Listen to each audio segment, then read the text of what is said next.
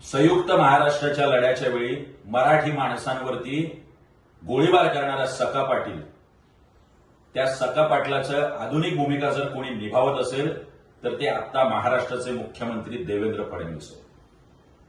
ज्या ठिकाणी अमराठी व्यापारी मोर्चा काढू शकतात त्याच ठिकाणी परवानगी घेऊन मोर्चा काढायला मात्र मराठी माणसाला या महाराष्ट्रात बंदी आहे. अटक सत्र सुरू आहे, लोकांवरती लाठ्याकाठ्या चालू आहेत. इतकी दडपशाही आणि दमनशाही जर महाराष्ट्र सरकार करत असेल तर मराठी जनता आणि महाराष्ट्र गप्प बसणार नाही.